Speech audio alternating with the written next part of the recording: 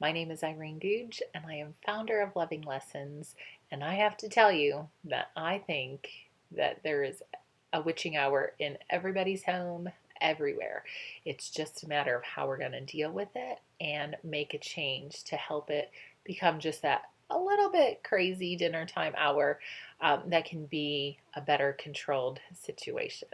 So today I'm going to share some suggestions to help you get through that dinner time crunch, because that is the biggest challenge that so many families have. First I want you to stop and think about what's taking place at this time.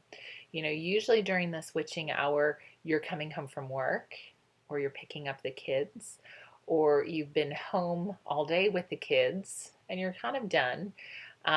Your kids have been at daycare or at school and have worked really hard to keep it together and have a great day. And you may have been working on a project and just been kind of on your own and doing just fine. And all of a sudden, what ends up happening is everyone kind of comes together and there's this unconditional love, and everyone just kind of melts on top of each other and is just so excited to see them, but then at the same time, like, ready to just release from the day. And so it works for our kids and for us the same way. We're kind of all in that same boat. So it's important to recognize that the witching hour, this dinner time, is really hard just on a lot of families. So a couple of things with the dinner that you can do is on maybe, Sunday nights, prep meals for the week. Maybe do crock pot meals. There's a lot of dinner services right now where you can go make meals and then just freeze them. So, think about how can you simplify dinners. And on a night when I know it's kind of crazy and we have like big events going on, those are the nights we're doing breakfast for dinner. And so those are some ways to kind of help ease the dinner time madness. The other thing is, when you really think about this witching hour, you're going to want to put a couple things in place to help get through that witching hour, not make it so witching. Again, remember, our kids are just dealing with so much from the day, and then it causes us to be dealing with their stuff and our stuff too. So if you work through these 5 steps and kind of revisit some of them, it will help make your time, at home during that witching hour much easier.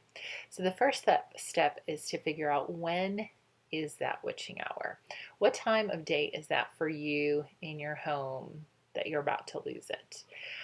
The second is to identify, what are the things that are taking place? What's currently happening in your home? And write it all down. Everything that's taking place during that time that you're like, this is crazy. Then the third step is to figure out what can happen during this time, and then what can't happen during this time. So when you set up some boundaries and some expectations of what is going to happen during this time to make it an easier transition for everyone, it's going to make it a much better plan for you to be able to make that more peaceful journey to parenting right there. And then the fourth thing is that you actually want to sit down and create a plan.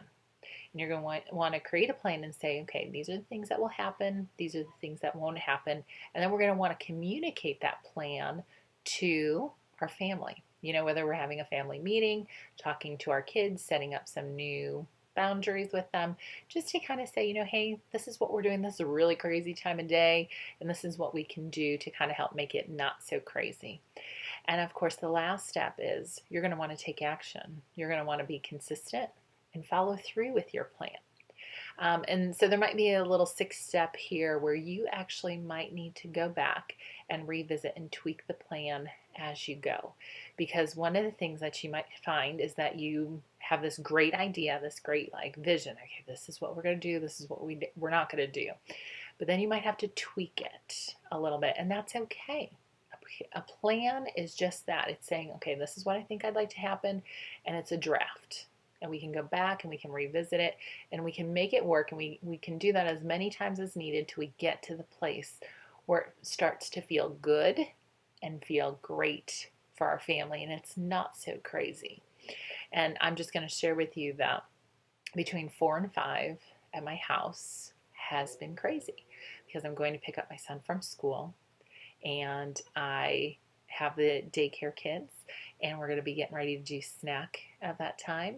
And then my husband will come home from school, and then or from work, and then we are going to have pickup for the kids, and there's homework and dinner, and just our day is kind of getting ready to wind down.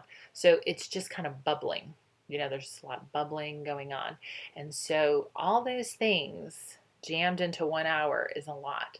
And so when I have come to terms with these are the activities that will take place and these are the activities that won't take place, it has just made a huge transition, and really chunking that time in that witching hour has really helped me. So between this time and this time for 20 minutes, these are the only things that are going to take place. And between this time and this time, this is all that's going to take place. And by reprogramming myself and my family that way, it has just been a world of a difference, and it makes it a little bit more enjoyable, and we can connect and enjoy that time together. So I hope all of these tips will help get you through that witching hour, and that if you find this helpful, that you will share it with your friends and family so that they can help get through that witching hour too. Feel free to follow me on Facebook, Twitter, or Google Plus to get more great sleep tips and parenting tips to help you through the journey.